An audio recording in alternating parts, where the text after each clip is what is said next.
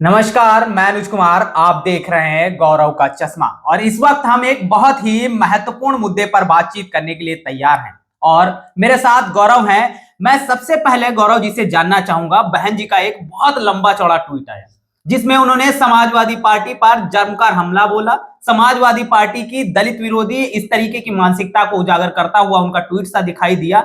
आप इस पूरे ट्वीट को कैसे देखते हैं और आने वाले समय में 15 मार्च को मान्यवर कांसीराम साहब का जन्म दिवस है, उसके लिहाज से ये कितना महत्वपूर्ण है? देखिए अनुज, ये चिंता की बात है, बसपा के लिए चिंता की बात है कि मान्यवर कांशीराम आज की डेट में ब्रांड है, बिल्कुल सुपर ब्रांड।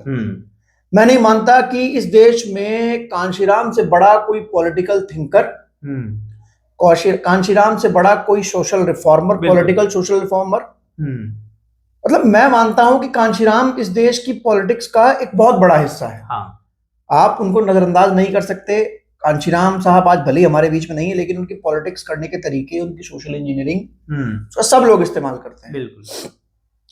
कांशीराम साहब की विरासत जो है, जो उनकी पॉलिटिकल लेगेसी है, वो इतनी बड़ी है कि अब समाजवादी पार्टी और बीजेपी, जो कांशीराम साहब के धुर विरोधी हुआ करते थे, बिल्कुल, बीजेपी तो धुर विरोधी थी बिल्कुल। कांशीराम साहब ने पॉलिटिक्स में ब्राह्मणिकल हायरार्की और ब्राह्मणवाद जो था समाज में, उसका मुखर होकर विरोध किया। कई नारे दिए। लखनऊ जब उत्तर प्रदेश में सरकार थी तो पेरियार मेले लगवाए, सब कुछ किया, जो कि बीजेपी के बिल्कुल विरोध में। और आज बीजेपी उनकी मूर्तियां लगा रही है। आप समझ सकते हैं बिल्कुल कि बीजेपी जिस विचारधारा को लेकर चलती थी, ब्राह्मणवाद, उसका मुखर विरोध करने वाले कांशीराम, उसको उखाड़ फेंकने वाले, है ना, उनकी आज तस्वीरें, प्रतिमाएं बीजेपी लगा रही है। तो समाजवादी पार्टी में आपको बताता हूं कि समाजवादी पार्टी 15 मार्च को पीडीए दिवस मना रही है। हाँ। अखिलेश यादव का जो पीडीए है, अखिलेश यादव को पता है कि उनका पीडीए नहीं, सिर्फ उनका एमवाय है। पीडीए वो कह रहे हैं, लेकिन वो एमवाय है। बिल्कुल। समाजवादी पार्टी कांशीराम साहब के नाम पर दलितों का और पिछड़ों का, ऐसा नहीं कह सकता मैं आपको कि कांशीराम साहब ने सिर्फ दलित वोटर्स के लिए काम किया। बिल्कुल। एक जो पिछड़ा पॉलिटिक्स थी, जो बिल्कुल हाशिए पर थी, बिल्कुल। आज अगर वो लाइमलाइट में है तो कांशीराम साहब के कारण। ओम प्रकाश राजभर हूं, संजय निषाद हूं, अनुप्रिया पटेल हूं, पल्लवी पटेल हूं, बिल्कुल, यादव कुर्मी, जितनी भी पॉलिटिक्स आज देश में दिखाई दे रही है, सब कांशीराम साहब। बिल्कुल। यहां तक कि मुलायम सिंह यादव जनता दल में हुआ करते थे। मुलायम सिंह यादव से उनका अपना अलग दल बनवाने वाले कांशीराम थे। तो आप कांशीराम की लेगेसी को यहां पर समझिए कि कांशीराम एक मात्र नाम नहीं, एक ब्रांड है। अब बात आती है कांशीराम की विरासत को क्लेम करने की। तो हालांकि देखा जाए तो कांशीराम की विरासत बहुजन समाज पार्टी से, लेकिन समाजवादी पार्टी अपने आप को बार बार कांशीराम का हितैषी कह रही है, ताकि दलित पिछड़े वोटर को अपनी ओर आकर्षित कर सके। पीडीए दिवस मनाने की बात कर रही है। बिल्कुल। बार बार अखिलेश यादव ये कहते हैं कि कांशीराम के साथ के जितने भी लोग थे, मान्यवर साहब के साथ के जितने भी लोग थे, बहुजन समाज पार्टी में संस्थापक रहे, फिर चाहे वो आर.के. चौधरी हो, नसीमुद्दीन सिद्दीकी हो, और स्वयं प्रसाद मौर्य तो होकर आ चुके हैं उनके यहाँ से, तमाम बाबू सिंह कुशवाहा हो, वो सब मेरे यहाँ आ गए हैं। तो अखिलेश यादव एक एनवलप तैयार कर रहे हैं। उन्होंने अपनी समाजवादी पार्टी को बहुजन समाज पार्टी में कन्वर्ट करने की वो कोशिश कर रहे हैं, और ये कह रहे हैं कि हम जो है बहुजन समाज पार्टी, मतलब हमारे पास सब वही नेता आ गए हैं और बहुजन समाज का हमारा बहुत बड़ा रिश्ता है, और बहुजन समाज का जो वोट है, खासकर दलित और अति पिछड़ा, वो हमको मिल जाए। तो बड़ा सवाल ये है कि अखिलेश यादव पूरी तैयारी के साथ हैं। भारतीय जनता पार्टी उधर मान्यवर कांशीराम साहब की प्रतिमाएं स्थापित कर रही है, अखिलेश यादव पीडीए दिवस बना रहे हैं, चंद्रशेखर बड़ी बड़ी जनसभाएं कर रहे हैं। तो कुछ लोगों का यह भी कहना है कि मायावती जी के ट्वीट को देखने के बाद लोग ये कह रहे हैं कि मायावती जी इसलिए बौखला गई हैं कि मायावती जी कहीं ना कहीं पीछे हो गई है इस लड़ाई में। भारतीय जनता पार्टी, सपा और चंद्रशेखर आगे बढ़ते हुए नजर आ रहे हैं। देखिए, मैं आपको बात बताता हूं, बहन जी का जो ट्वीट आया है, उसको लेके उन्होंने ऐसा ही ट्वीट उन्होंने पिछले साल भी किया था, जब पीडीए दिवस बनाने की बात समाजवादी पार्टी कर रही थी।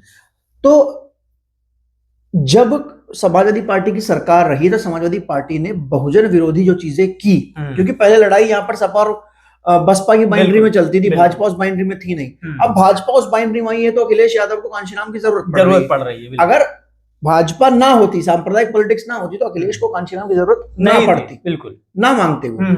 लेकिन यहाँ पर बाइंड्री की लड़ाई है, और यहाँ पर अब इसलिए अखिलेश यादव को कांशीराम साहब की जरूरत पड़ रही है। तो बीएसपी सुप्रीमो मायावती ने उनकी एक तरीके से बौखलाहट मैं नहीं कहूंगा इसको, मैं कहूंगा कि बीएसपी सुप्रीमो मायावती ने अखिलेश यादव को आईना दिखाने का काम किया है।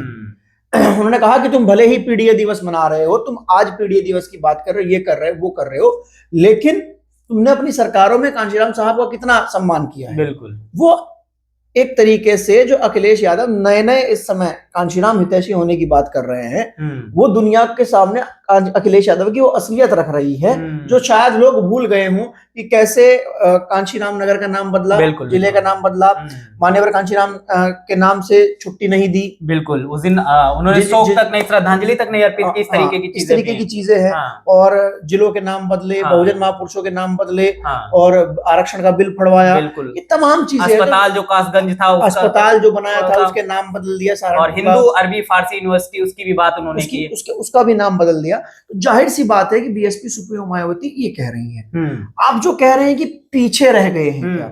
हाँ, पीछे रह गए, ये बात, इसमें लड़ाई में वो पीछे हैं, इस बात को मैं मानता हूं कि पीछे रह गए। देखिए, आज के समय में उत्तर प्रदेश में जो सियासत चल रही है, भाजपा और सपा की जो बाइंड्री है, मैं देख रहा हूं अखिलेश यादव ने अपना चुनावी बिगुल खोल दिया। कल वो कानपुर, मेरठ, सब जगह रहे, वहां पर लोगों से घूमे मिले, और बीजेपी लगातार अपना पॉलिटिकल मोड में एक्टिव रहती है। बिल्कुल।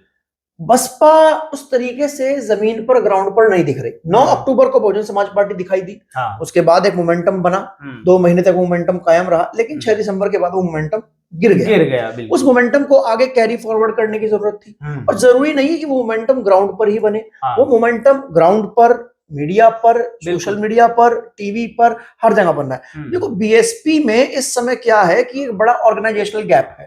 बीएसपी में सेकंड लाइन की लीडरशिप कोई दिखाई नहीं देती है। बहन जी के बाद कोई सेकंड लाइन की लीडरशिप नहीं है। विश्वनाथ पाल का नाम अगर आप हटा दें, जिस तरीके से वो एक्टिव रहते हैं थोड़ा सा, उसके बाद नहीं है। सतीश चंद्र मिश्रा भी उस तरीके से पॉलिटिक्स में एक्टिव नहीं है ना। और जो नाम है, और तमाम केंद्रीय कोऑर्डिनेटर्स हैं, केंद्रीय कोऑर्डिनेटर हैं, वो उस तरीके से मीडिया को एंटरटेन नहीं कर सकते हैं, बयानबाजी नहीं कर सकते हैं, वो टिक टैक नहीं कर सकते हैं।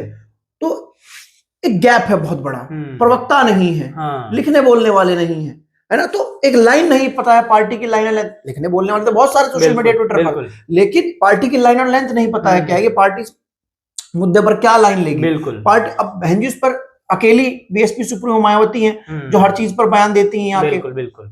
अब उनका स्वास्थ्य भी ठीक नहीं है, वो हर समय टीवी कैमरा पर नहीं रह सकते। जैसे सोनिया गांधी है, हर समय टीवी कैमरा पर नहीं रहती है, राहुल गांधी है, हर समय टीवी कैमरा पर नहीं रहते हैं, है ना।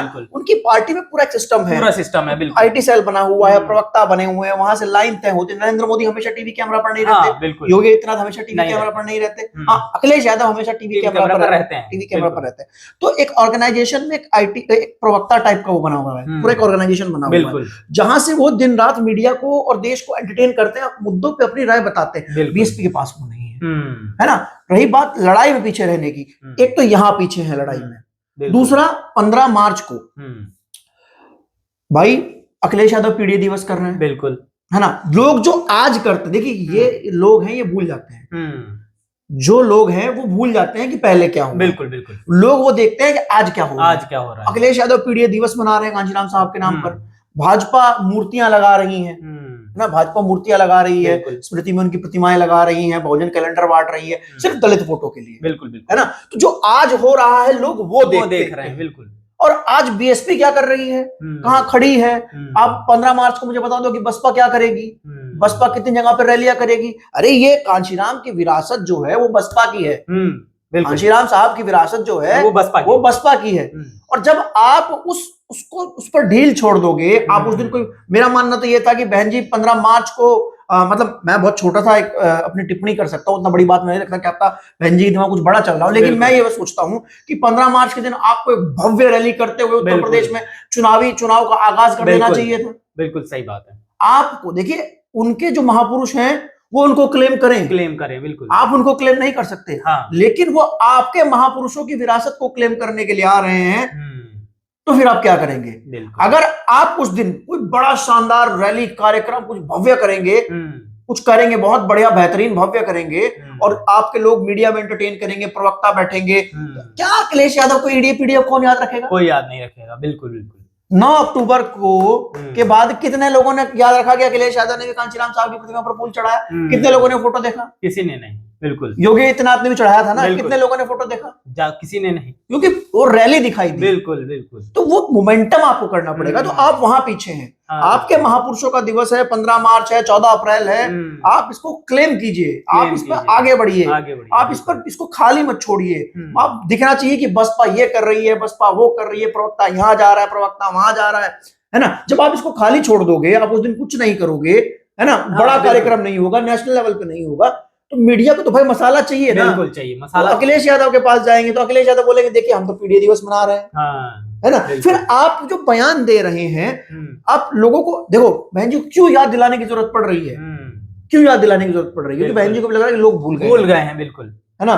तो अब बहन जी को ये चीजें ट्वीट से नहीं, बहन जी को ये चीजें रैली में, मैदान में आकर याद दिलाने की जरूरत है कि भैया आज अगर हम आपने चंद्रशेखर की बात की थी मुझसे, चंद्रशेखर वाला सवाल क्या था बताइए। चंद्रशेखर लगातार रैलियां कर रहे हैं और लगातार ये वो भी दावे भी कर रहे हैं कि मान्यवर कांशीराम की असल विरासत जो है वो आगे बढ़ा रहे हैं। मैं आपको बताता हूँ, चंद्रशेखर जो है वो संगठन को लेकर काम, मतलब वो संगठन पे काम कर रहे हैं अपने, वो रैलियां कर रहे हैं। उन्होंने मुजफ्फरनगर की, आगरा की, जौनपुर की, हरदोई की, तमाम जगह, लेकिन चंद्रशेखर कामयाब नहीं हो रहे हैं। ऐसा क्यों?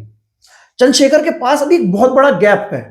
बहुजन समाज पार्टी मैदान में नहीं है। बहुजन समाज देखो छोटे छोटे काम हो रहे होंगे, बहन जी के जन्मदिन पर 18 मंडलों में रैली हुई, लेकिन कहां खबर बनी? कहीं नहीं, क्योंकि वहां कोई बड़ा नेता नहीं था, है ना। बिल्कुल बिल्कुल। चंद्रशेखर जौनपुर जा रहे हैं, भले 8000 लोग आ रहे हैं, लेकिन बड़ी खबर बनी क्योंकि चंद्रशेखर जौनपुर गए। बिल्कुल। ऐसे ही अगर बहन जी आकाश आनंद कहीं जाएंगे तो वहां पर खबर बनेगी, बिल्कुल, लोग जानेंगे कि भैया वहां गए। अब चंद्रशेखर अभी गैप है पूरा, बसपा का कोई बड़ा नेता मैदान में नहीं है। चंद्रशेखर मैदान में पूरी तरीके से कूदे हुए हैं, बिल्कुल। और ये चंद्रशेखर का समय है कि वो लोगों को विश्वास ये दिलाए कि भैया बसपा नहीं आ रही, मैं आ रहा हूं। लेकिन लोग फिर भी विश्वास नहीं कर रहे हैं उन पर। मैंने एक वीडियो देखा कल, एक टीवी चैनल, एक यूट्यूब चैनल पर, एक महिला वहां पर पहुंची हुई थी चंद्रशेखर की रैली में जौनपुर में। एक पत्रकार उनसे पूछते हैं कि आप वोट किसको देंगी, तो वो कहती है कि हम वोट देंगे हाथी को। तो मतलब आप समझ सकते हैं। अच्छा, बहन जी को अब छोड़ रहे हैं क्या आप लोग? बहन मायावती को अब छोड़ रहे हैं क्या? उनके रैली में नहीं जाते हैं? लखनऊ जाते हैं? हाँ। अच्छा, हाँ, लखनऊ 7 बार गए। अच्छा, हाँ। लखनऊ कितनी बार गई है? 7 बार गए टीम के साथ है। हाँ, टीम के साथ है। जो न बने के लिए जा रहे हैं खत्म हो गए। अब चंद्रशेखर आजाद की रैली फोटोवा कहाँ जाएगा? 27 में चुनाव, फोटोवा वही हथिया पे जाए। अब नहीं? हाँ। अच्छा बहन जी फोटो हम लोग हर हमेशा हथिया पे दे थे, अब नहीं पावत है हम से का कर। अच्छा केतली कमल पर उठवाना जाएगा? नहीं, हम सब यही हथिया पे। नीला झंडा देखकर लोग जो हैं वो खिंचे चले जा रहे हैं, क्योंकि नीले रंग से अपनत्व है उनका। तो क्या लोगों को लग रहा है कि ये कहीं ना कहीं बहुजन समाज पार्टी का ही देखो नीला झंडा जो है ना, जो मैं वही तो बोलता हूँ, कांशीराम साहब को मैं ब्रांड, सुपर ब्रांड क्यों बोल रहा हूँ। कांशीराम साहब ने एक वो लेगेसी, वो विरासत, वो एस्टेब्लिशमेंट किया है कि कांशीराम साहब ने अकेले बीएसपी नहीं, न जाने कितने लोगों की राजनीति चल रही है। बिल्कुल बिल्कुल। तो कांशीराम साहब ने उस नीले झंडे को एस्टेब्लिश किया। अब नीला रंग कहीं भी बहुजन समाज का आदमी देखता है तो दौड़ा चला जाता है। बिल्कुल। वो लोग कह रहे हैं कि हम आए हैं इसलिए क्योंकि मंच पर कांशीराम की प्रतिमा लगी है, बिल्कुल, मूर्ति रखी हुई है, मंच पर बाबा साहब रखे हुए हैं, हम उनकी वजह से आ रहे हैं सम्मान करने, देखने। बिल्कुल। झंडे पर कांशीराम की तस्वीर हम इसलिए आ रहे हैं, नीला झंडा देखकर, लेकिन वोट हम नहीं देंगे। तो ये जो गैप है ना, ये गैप बड़ा गैप है अभी। तो चंद्रशेखर इस गैप को फिल करना चाहते लेकिन नहीं फिल कर पा रहे। बिल्कुल। इस पूरे ट्वीट में मायावती जी ने एक बड़ी बात भारतीय जनता पार्टी और समाजवादी पार्टी की एक तरीके से अघोषित गठबंधन टाइप की भी कही। उन्होंने कहा कि समाजवादी पार्टी और भारतीय जनता पार्टी दोनों को एक दूसरे की जरूरत है, दोनों एक दूसरे की जरूरत है। समाजवादी पार्टी और भारतीय जनता पार्टी जातिवादी और सांप्रदायिक राजनीति करती है और जिसके कारण ही भारतीय जनता पार्टी लगातार सरकार में बनी हुई है और जिसकी वजह से मुसलमान और दलित और शोषित और तमाम जो जनता है वो त्रस्त है। बहन जी का जो बयान है ट्वीट का, वो आखिरी हिस्सा मैंने पढ़ा बहुत ध्यान से, बहुत सही बोला उन्होंने, हमेशा से वो यही बोल रही है, लेकिन ये ट्वीट में नहीं बोलना है। आप उतने लंबे चौड़े ट्वीट में बोल रही, कौन पढ़ेगा, कौन बताएगा? आपके पास 10 तेज तर्रार पत्रकार होने चाहिए टोपी लगा के, जो टीवी चैनल्स पर जाकर ये बात बोले, प्रवक्ता सारे बैठे हो, प्रवक्ता बोले, आप रैलियों से ये बात बोलो, आप मुस्लिम बहुल इलाकों में रैलियां करो, वहां पर ये बात बोलो, तो लोगों को एक मैसेज जाएगा। बिल्कुल। अब लोग वो पढ़ भी रहे हैं, मुस्लिम समाज के लोग उसको पढ़ते हैं, जानते हैं, मुस्लिम समाज के लोग जानते हैं कि वो सपा के साथ जाकर भाजपा को नहीं हरा सकते। बिल्कुल। लेकिन वो कहते हैं कि मायावती लड़ती हुई नहीं दिखाई देती। उनका कहने का मतलब है लड़ती हुई किस तरीके से? मीडिया में, बिल्कुल, चर्चा में, बयानबाजी में, बिल्कुल, है ना। आप देखेंगे, आप टीवी चलाकर देखिए, 7 से 8 बजे भाजपा और सपा के प्रवक्ता आपस में सर फोड़ रहे, लड़ रहे हैं, बिल्कुल लड़ रहे हैं। हाँ, बिल्कुल। तो वहां बसपा का प्रवक्ता क्यों नहीं है? तो वहां से गेम बनता है। अब बहन जी ने ये बात कही कि सपा और भाजपा, बिल्कुल सही है। समाजवादी पार्टी जब जब चुनाव लड़ेगी, मुस्लिम और यादव का वोट मिलेगा, भाजपा चुनाव कम्युनल कर देगी, हिंदू उधर यूनाइट हो जाएगा, मुस्लिम इधर यूनाइट हो जाएगा, सपा 28% से ऊपर नहीं जा पाएगी और भाजपा जो है वो लगभग 50% के आसपास पहुंच जाएगी। नैरेटिव की लड़ाई बन जाएगी, मुस्लिम एकजुट होकर सपा की और भाजपा को हराने के लिए, हिंदू सब इधर, बसपा तीसरे फेस में रहेगी, वो दलित वोट 10 से 12%, वही जो पिछली बार 9% जाटा वोट 13% 14%, है ना, वो वहां तक रह जाएगी। तो ये होता क्या है कि जीत जाती भाजपा। बहन ने बिल्कुल सही कहा कि इस नैरेटिव की लड़ाई में जहां सपा को भाजपा से लड़ते हुए दिखाया जाता है, वहां पर भाजपा का फायदा है। और इसकी वजह से जो मुसलमान लगातार भाजपा को हराना चाह रहा है, जो दलित लगातार भाजपा को हराना चाह रहा है, दलित तो बसपा को वोट कर देता है, लेकिन मुसलमान जो लगातार भाजपा को हराना चाह रहा है वो भाजपा को नहीं हरा पाता। तो लेकिन इसमें बड़ी चीज ये है कि बहन जी ने ये बात कही, बहन जी इस बात को मंचों से कहें, बहन जी इस बात को आके मीडिया के बयान में बोले, एग्रेसिव होकर बोले, है ना। जैसे आज ये इतना लंबा चौड़ा ट्वीट जो किया था, इसको आप प्रेस कॉन्फ्रेंस कर सकते थे इस पर, और उसमें सवाल ले सकते थे। तो उसमें आप खुद नहीं कर सकती तो आप अपने प्रदेश अध्यक्ष से करा सकते थे। आपके पास प्रवक्ता होने चाहिए ऐसे, जैसे उसमें बोला जाए कि भाई देखिए अखिलेश यादव पीढ़ी दिवस कर रहे हैं, तो प्रवक्ता बोले, है ना। बहन जी बात बिल्कुल ठीक कह रही हैं, लेकिन नैरेटिव की लड़ाई में पीछे है। जो जिस तरीके का आजकल चुनावी स्ट्रक्चर है उसकी लड़ाई में पीछे है। बिल्कुल। तो इस वीडियो में इतना ही। और मायावती जी का जो ट्वीट आया बहन जी का, उस पर जिस तरीके से गौरव ने जो तमाम चीजें स्पष्ट की, और उस नैरेटिव की लड़ाई में बहुजन समाज पार्टी पीछे है, क्या आपको भी वो पीछे दिखाई दे रही है? और जो कुछ भी मायावती जी ने बोला उसको लेकर आपका क्या कहना है, कमेंट में अपनी राय जरूर साझा करें। बाकी इस वीडियो में इतना ही, मिलेंगे दूसरी वीडियो में, तब तक के लिए धन्यवाद।